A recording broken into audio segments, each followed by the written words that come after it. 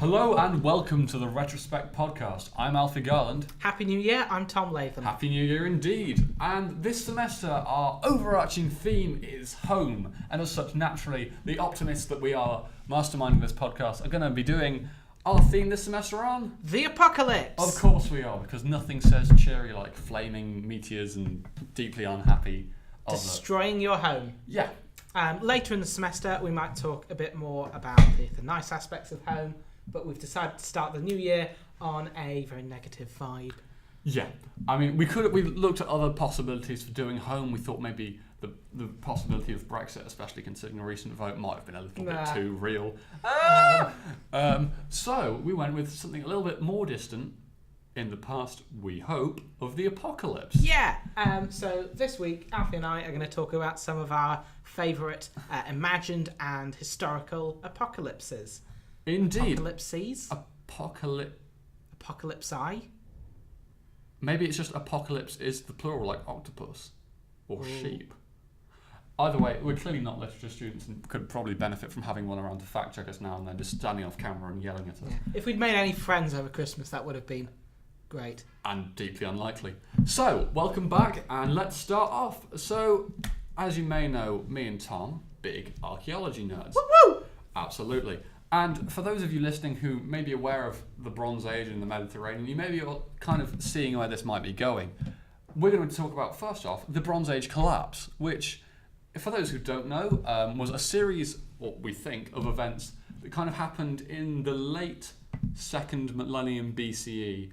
I always struggle with that because you have to go backwards and count up, but it's also counting down and it's all very strange. So there's speculation on when it happened, but basically around, for an estimate, 1200 BCE, there was a series of events throughout the Mediterranean that led to society as we knew it at the time, for many places, such as in Greece, the Levant, Cyprus, Anatolia or Turkey. Civilization kind of ceased to be in many places. It rapidly depopulated, structures were destroyed, artifacts were lost. And there's a lot of speculation as to why this happened. Now, Tom, you may be less of a skeptic than I am. You may be a man of facts and rationale. I personally think it was alien Vikings that... No, let's be reasonable. Okay, let's put the alien Vikings hypothesis to the side. Yeah.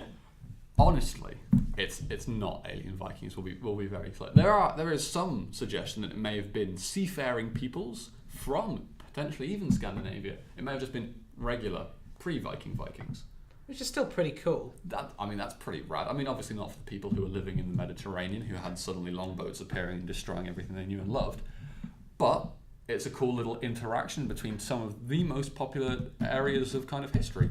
Greece, everyone loves Greece, and the Vikings. Most people love Vikings. Historically, not monks. But, that's the way it goes.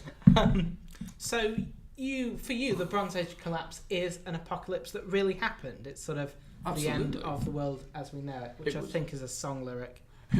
We had a whole conversation on that earlier. Alfie is not good at song lyrics, for the record, and also speaks in third person. But the Bronze Age collapse is sometimes attributed to what's called the Sea People. More kind of out there academics think, is it Atlantis? And disclaimer, it probably isn't Atlantis. We don't know, but it probably isn't. But there's also, some people think it may have been to do with a sudden climate shift, which led to crops becoming impossible to sustain, and as such life had to shift and move, which doesn't entirely explain the vanishing act that was performed by much of the populace. Yeah, and it's sort of much less metal than Vikings. So, other than Vikings, who might the Sea People have been? Sea People, that's a complicated question. And there's some theories to this. People think maybe it was this travelling kind of Near Eastern people who had taken to the seas like the Phoenicians, except probably not the Phoenicians because they were over in Carthage, and that might be a little bit too easy to piece together. There's a complicated kind of scholarship on the whole thing, and it remains one of possibly the greatest mysteries of archaeology today. Certainly for me, a massive fan of the Bronze Age, and also very much interested in vanishing acts. I think the Bronze Age collapse is one of the greatest kind of enigmas of our time archaeologically, but also one of the kind of saddest events, because we lost hundreds of years of history and just are left with a massive question mark. the people of Mycenae in Greece had a kind of a thriving civilization. It's the origin of where the Linear B script, the Proto-Greek script, comes from. And then it all just collapsed. And we don't know why. Which is a tragic shame. But yes, the Sea People, the Bronze Age collapse, an apocalypse of sorts, and certainly a very interesting debate. Especially as we don't know, and that's very exciting. Absolutely. It leaves us with plenty of possibilities and opportunities for discussion. Something worth studying in the future. Woo woo! It's great. My favourite apocalypse is sort of related to Vikings, but it hasn't happened yet. My favourite apocalypse is the Vikings' Ragnarok, which, yes, is largely entirely fictional, in fact. We hope. And I like it because it sets the Viking Norse mythology apart from sort of the Greco-Roman ones, because it has a definite end. Absolutely. Viking storytellers could tell crowds, this is how the world's going to end. It wasn't, Asgard isn't static and fixed in the way that sort of the Roman gods, the gods of Mount Olympus are. And I think that's really exciting. I think it's quite poetically beautiful as well, because quite a lot of what's meant to happen at Ragnarok is things that the gods set in motion thousands of years ago. So there's a sort of sense of sort of progress, but also inevitability to what happens. Also, in some versions, there are going to be some survivors who go on to make new gods and a new world and eventually new humans. So in a way, it feels more modern than other mythological pantheons, because it has that sort of modern poetic structure and also a sense of rebirth and renewal, which is fairly alien in sort of Greco-Roman myths. There's certainly a deal of, kind of acceptance of the end. There's very much the world is going to end in Ragnarok, but also understanding that there will still be hope afterwards. There will be life coming in anew from those saved in the tree. Yeah, which is sort of a nicer way to talk about life and death, I think. Absolutely. It very much helps and kind of ensures that we can look at the kind of the upside and the downside of all things. It's like, yes, all things must end, but it doesn't mean that all things end permanently forever. Technically speaking, that will happen eventually, but that's a long, long time away, and we're very safe for now. It's going to be fine. We're not going to do a podcast on the inevitable heat death of the universe, mostly because we don't really understand it. Yeah, no, we're not physicists and never will be. Do you have a favourite fictional apocalypse? Favourite fictional apocalypse? There's a lot to choose from. Fictional apocalypses tend to be some of the most interesting ones because people can just go all out, very wacky.